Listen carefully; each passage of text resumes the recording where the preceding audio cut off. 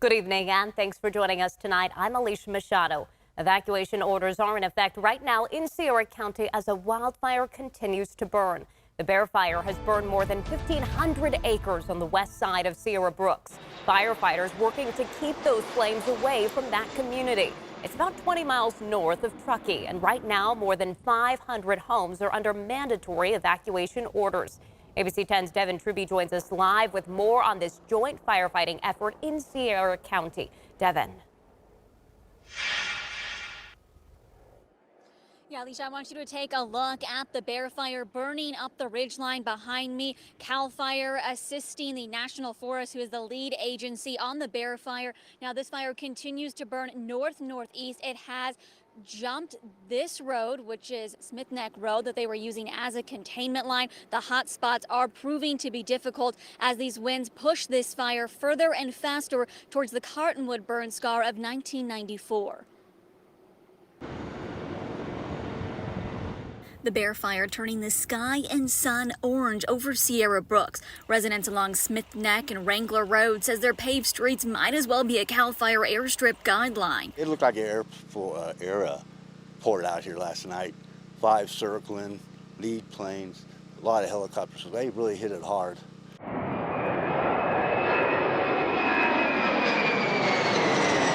And C-130s dropping fire retardant, using Smith Neck Road as a containment line as the fire continues to blaze through the Tahoe National Forest, heading to the Cottonwood burn scar of 1994. Greg Brooks has lived up here for 30 years. He remembers that fire well. That one was tremendous. That sounded like a freight train. That thing was getting with it. But this one was more spotty. Brooks says in 30 years and 3 fires, he has yet to evacuate. Now he's set with a personal generator. He's one of the 760 homes without power, 286 structures threatened, and 536 people impacted. I feel confident enough to stay, but it's unpredictable. The Forest Service says more resources are on the way. Several hotshot crews that specialize in the most difficult and dangerous fires have been digging line for hours in the steep terrain of the forest. It was a red flag warning, and fire activity exhibited rapid rate of spread due to the winds, which was difficult for firefighters to get a handle on. Fire activity did moderate overnight with lower temperatures and the winds dying down, so crews were able to get in some dozer and hand line, and additional resources came in today, so hopefully improvement will be made. The Bear Fire sparked at 2 p.m. Monday along the side of a road. It was not near a campsite, and the cause of the fire is undetermined. Well, that's 1,000 gallons of water falling onto the ridgeline from the CAL FIRE helicopter Hawk that you can hear flying overhead. We did confirm with the Forest Service that one firefighter had to be pulled off the lines today because they were experiencing dehydration, but they were expected to make a full recovery. Reporting live from Sierra County in the Bear Fire, Devin Truby, ABC 10. Not an easy firefight, one we will continue to track. Thank you, Devin. A strike involving hundreds of prosecutors and public defenders in Sacramento County is headed into its second week. They're demanding higher wages. ABC 10's Roxana Elias has more on how the strike is impacting the courts. To me, it's like, how much is justice worth to you? Because to me, it's priceless. Families of homicide victims are standing behind hundreds of Sacramento County prosecutors and public defenders in their second week of a strike. Anita Razzo is the mother of DJ Gio, who was robbed and murdered in front of their home in North Natomas. And Alexa Hansen's sister was murdered in North Highlands in 2018. Both have worked closely with prosecutors and attorneys in trying to reach justice for their loved ones. They say other families are suffering as the strike continues. The strike is now going into its second week, and I can tell you that it's definitely had an impact on public safety. Preliminary hearings, trials are being delayed. And as a result of that, the cases are beginning to stack up. Razzo says she fears families are in legal limbo and says the Sacramento County Attorneys Association deserves the raise they're asking for. I know of at least one for certain that has been pushed back because the attorney is on strike. You know, they have to sit there with us and go through autopsy photos and tell us details about things that happened to our loved ones. And they have to sit there and go through that in court every day. The things that they have to go through on a day-to-day basis is very traumatic and can be very heavy. A spokesperson for Sacramento County tells ABC 10 that on Friday, the Sacramento County Attorneys Association provided a counteroffer that sought a 1-year contract extension, an additional 7.5% wage increase, and a 1 to 4% cost of living increase. And they say that's on top of the 15% increase they received in a contract negotiated through June 30th of next year. The county adds SCAA employees are among the highest paid in the county. The women are now pleading with the Board of Supervisors to reach a deal. I also believe that a lot of families are frustrated that there's a monetary value placed on their loved ones, and it shouldn't be that way. In Sacramento, Roxanne Elias, ABC 10. The district attorney says the Board of Supervisors has a budget meeting tomorrow morning where the district attorney, Tin Ho, plans to ask them to resolve the labor strike. Please buckle in for our first story of the night, because California's home insurance crisis took yet another turn today. The State Department of Insurance told insurance companies doing business in the state that if the FAIR Plan, which is the state's insurer of last resort, runs out of money paying out claims due to a disaster, then insurance companies and those they insure could be on the hook to help pay out those FAIR Plan claims. So take a look. The number of people joining the FAIR Plan has skyrocketed since 2019. The FAIR Plan says what was just under 155,000 customers in September 2019 is now more than 408,000 in June of this year. The FAIR Plan says these are the areas that have the most wildfire exposure under the FAIR Plan, and the areas that are in our region that the FAIR Plan considers having the most risk includes Truckee, Grass Valley, and Nevada City. ABC 10's Becca Habegger explains what all of this could mean for anyone with a home insurance policy. The historic Nevada County gold mining town of Washington, nestled in the Tahoe National Forest, is among the areas hardest hit by the insurance crisis of affordability and availability. My homeowners, including liability, used to be like $1,300, and sure, it's going to go up. But I think now just my FAIR Plan is close to $5,000 for my house. That's a huge amount of money, especially if you are fixed income, low income. Charity Jackson owns the Washington Hotel and has seen both her homeowners and commercial insurance for the hotel go from the regular market to the FAIR Plan after getting non-renewed with increasingly unaffordable prices. It's going to continue to happen, which is, it's scary. In the past 4 years, the number of FAIR Plan policies has nearly tripled. Statewide, as of June, the FAIR Plan's total exposure grew to nearly $393 billion. In 2018, it was just $50 billion, which led one lawmaker to ask the FAIR Plan president earlier this year, how much cash on hand do you have? Surplus is about $200 million. Cash on hand is somewhere in the neighborhood of $700 million. So a tiny percentage of what your exposure is. At a hearing held by the California Assembly Insurance Committee back in March, FAIR Plan President Victoria Roach said the FAIR Plan had purchased about $2.5 billion in reinsurance, essentially insurance for insurers, and why that's still not enough. If you look at the Paradise Fire that happened, and you look at about 45 miles south of that area, if that burned today, that same fire footprint, that fire map that happened in Paradise, if that burned today about 45 miles from there, we would have over $6 billion in losses. Flash forward to now. The California Department of Insurance, which regulates how much a company can charge customers, says if the FAIR Plan can't pay its claims, it can ask for that money from insurance companies doing business in California, which can then, with the permission of the Department of Insurance, turn around and recoup some or all of those costs from their policyholders. The bad side is that there's the potential. There's always the potential, right? The good side is now we know if you're with the FAIR Plan, you do not have to worry about your claim being paid because there's all of this money that's going to come into it first. Insurance expert Carl Sussman says the Department of Insurance is working on solutions to the insurance crisis it plans on having in place by the end of the year, with the hope of stabilizing the market, bringing more companies back to the state, and taking some of the burden off the FAIR Plan. And we know with all of these guidelines coming out that the carriers, when they re-enter the market, Fair plan business will be the first business they start taking. He hopes to see change sometime next year, while homeowners remain in an unstable insurance market for now. I mean, this is like people can't afford to live. Becca Hobbiger, back at it again, our resident homeowners insurance expert right here. And I do want to ask you, though, talk about some of the plans that the insurance commissioner has to attract some of these companies back to our state, because this is something that's really been talked about. Yeah, I know these companies have been asking for these measures for years now. One, for example, would allow companies to use forward-looking so-called catastrophe modeling when applying for rate increases. Essentially, a computer algorithm that would allow them to better predict and price where wildfire risk is highest.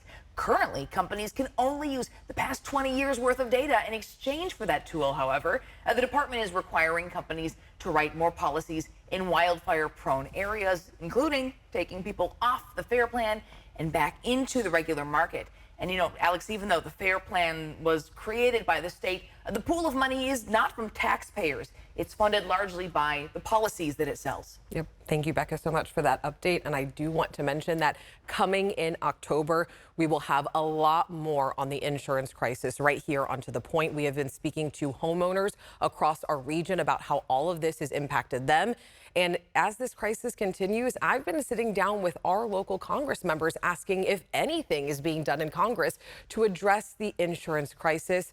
There are a lot of issues, even more viewpoints, and that is all coming to you right here on To The Point in October. Right, turning back to our weather impact alert for triple-digit heat. Chief Meteorologist Monica Woods joining us now. And Monica, this is something that you've been tracking for days now. Right, and now we're going to see some of that peak heat coming our way. This is all developing within about the next 24 hours. We got a taste of that for today. Weather impact alert headlines as we start to track this. It's a big temperature increase, certainly than what we saw over the holiday weekend, bringing into play major to extreme heat risk, as well as the elevated fire danger, particularly for the lower elevations during the afternoon when we tend to get a little bit more of that breeze coming in. We're already tracking the Bear Fire. As you can see, a big smoke plume coming out here. Here's a look at the perimeter right there. It grew very quickly under red flag warning conditions due to the gusty winds, and that really started to accelerate the fire growth. Heat advisory in place starting tomorrow. That lasts through Friday evening. We've got major heat risk with highs between 100 and 105 and elevated fire danger as well. Well, remember this. This is the time of year 2 years ago we hit the all-time record high for downtown Sacramento at 116 degrees on September 6, 2022. So we're not going to be quite in that territory, but it's going to be definitely some summer heat heading our way. Sacramento right now in the Big Mountain backyard, 98 degrees. We're at 100 for Stockton, Modesto at 96, Marysville 98, and Tahoe at 78 degrees. That sunset at 7:32. Tomorrow our sunset at 7:30. So we're starting to see less and less daylight. That does not mean we're going to take the gas off the pedal here for our highs warming deep into the 100s. Tomorrow, 103 for the afternoon high. Not necessarily record territory, but certainly it's going to be on the hot side of things. Highs are going to warm quickly during the afternoon. Our heat risk jumps into the major category for Wednesday. You can see pretty much through the foothills. We'll see a touch of that through parts of the valley as well as the East Bay communities. And then on Thursday, that's going to be the hottest day where we start to see some pockets of the extreme heat category. This level of heat is going to affect everyone without effective cooling and or adequate hydration. So keep that in mind, certainly heading into the end of the work week. A little bit cooler, though, by the weekend. But at that point, we start to develop another weather element that will keep us with this weather impact alert. The high pressure ridge is going to peak on Thursday, but then as that starts to push off to the east, we start developing the chance for showers and thunderstorms in the Sierra, and that's going to elevate that significant fire potential along the coastal valley region as well as for the mountains. So lightning could spark some new fires. Highs for tomorrow in the 80s for the Sierra with 90s and 100s for the foothills. Highs will be in the 70s for the Bay Area. We're in the 100s as we head into the East Bay communities and 100s throughout the valley as well after morning lows in the 60s. We'll get a little relief overnight, but that afternoon heat is going to be intense. Showers and thunderstorms possibly Friday into Saturday. We're dry for the mountains, but those highs are in the 100s, and we've got 70s for much of the Bay Area. Our weather impact alert is going to be the first 3 days of this 10-day forecast. At that point, we'll see a little bit better cooling for the weekend, but Nice looking next week forecast, Alicia, where highs drop into the 80s. Gotta get over that little roller coaster, Yes. though. All right. Thank you, Monica. All right, now we are taking you into the kitchen tonight of a barbecue spot getting national attention. Hog Wild BBQ in Placerville made it onto Yelp's 2024 list of top 100 barbecue spots, and they even appeared on Food Network. I spoke with the owner and customers about what makes their smoked meat so special.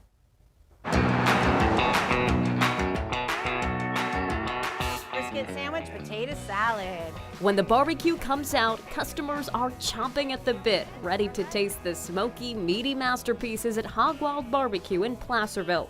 And the customers can't rave enough about their Texas-style barbecue. Oh, I think it's great. I'm originally from Texas, and so barbecue is kind of my thing.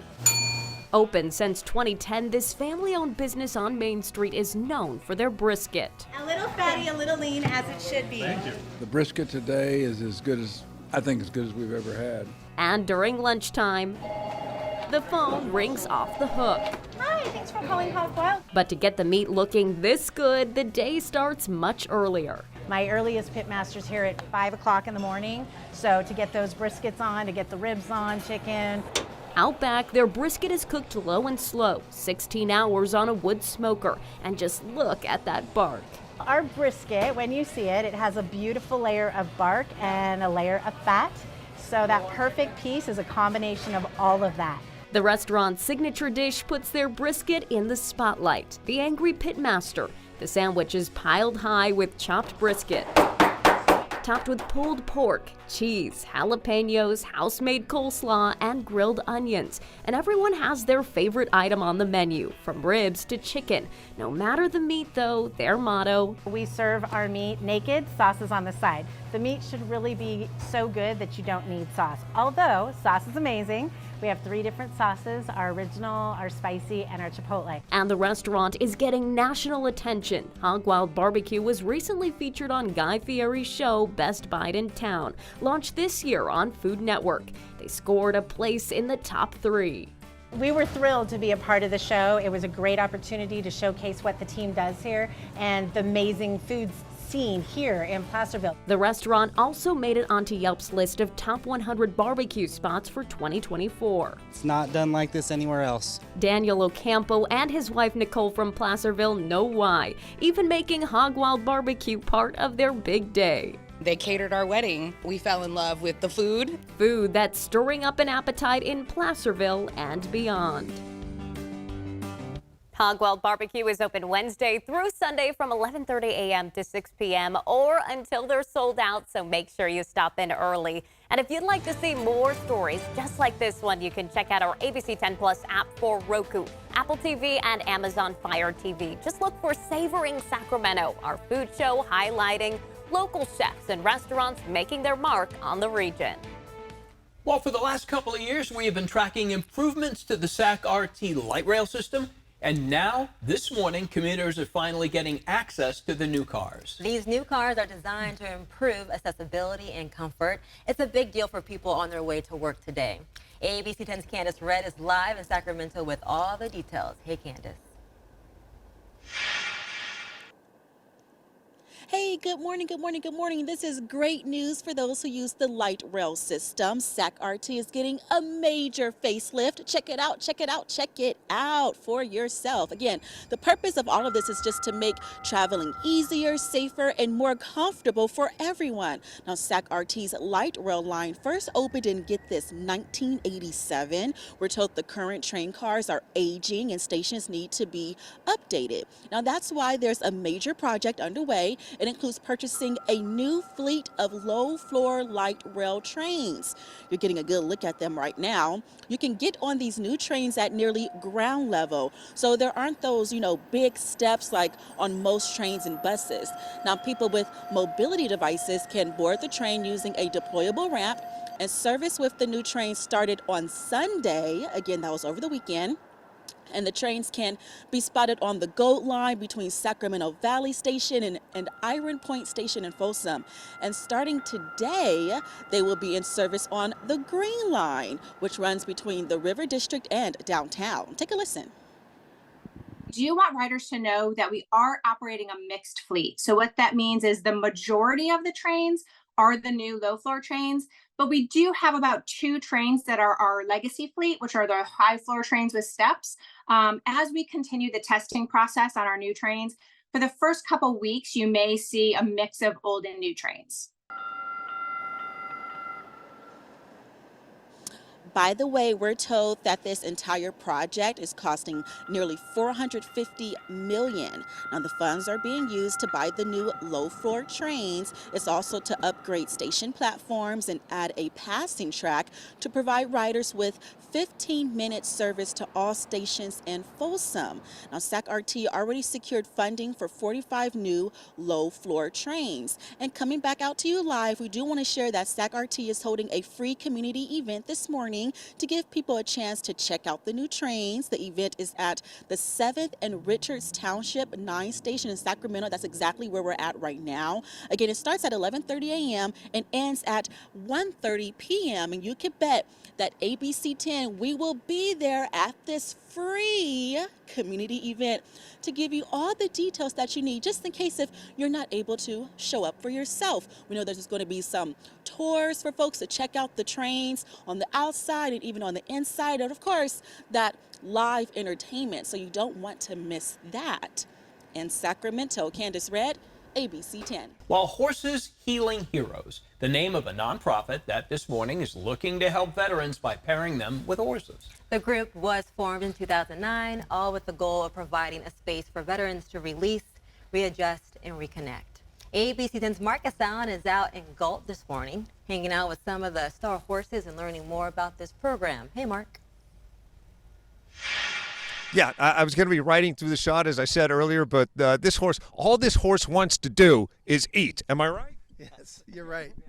I mean, come on, it's that time of the morning. I got some instructions just a moment ago about how to get off. Do you mind if I just flip over and just hop off instead of slide off? Yep. Is that okay? I'm going to just do this. Pardon me for just a second, kids. All right.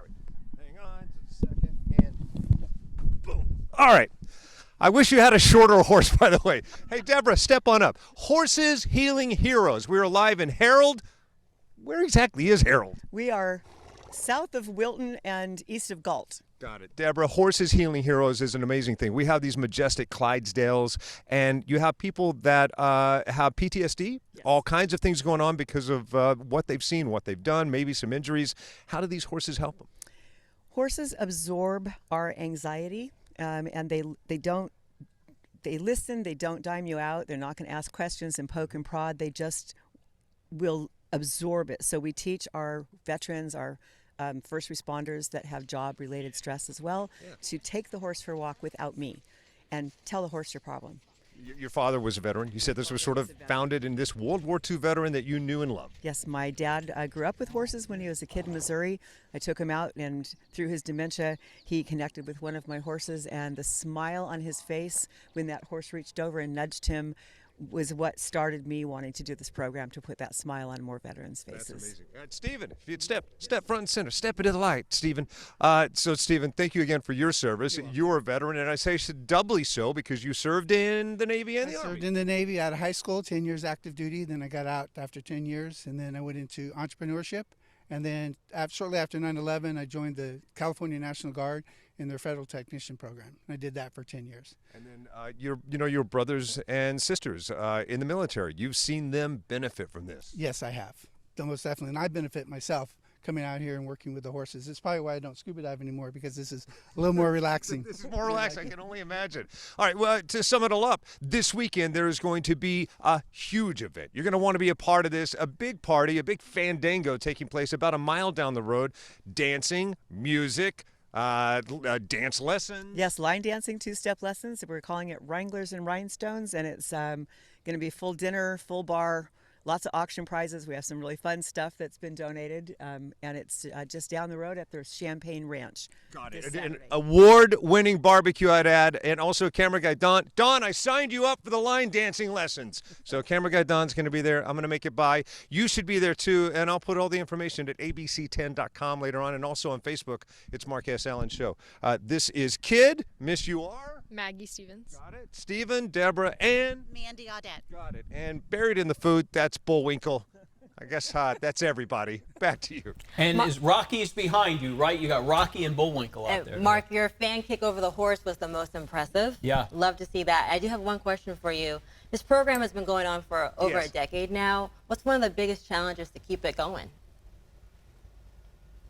Yeah, one of the biggest challenges to keep it going would be what? Dollars. Yeah, exactly. It's all about the money, thus the fundraisers. How can they also help you? We have a Facebook page where they can make donations there. We need volunteers, always need volunteers to come out and help us, especially if they have horse experience. These are just 2 of the herd. We actually have 10 horses in the program. There you go. Horses Healing Heroes. The Facebook page is that? Yes, www.horseshealingheroes.org. There you go. They could use your money. They could use your help. I'll come out and scoop poop because that's pretty much my specialty. Perfect. If you can't donate money, you can always donate time. Absolutely. Marcus Allen, Rocky Bullwinkle, and the whole group out there. Thank you. Hi, I'm Alex Bell. Join me weeknights at 6:30 on To The Point. Instead of just reporting on the problems, we cut through the noise and look for solutions. We're not afraid to investigate local stories. We're not afraid to include different perspectives. We're not afraid to hold those in power accountable. This is your community, and it's my community too, and we're here to make it better for everyone. Join me, Alex Bell, on To The Point, weeknights at 6:30, only on ABC 10.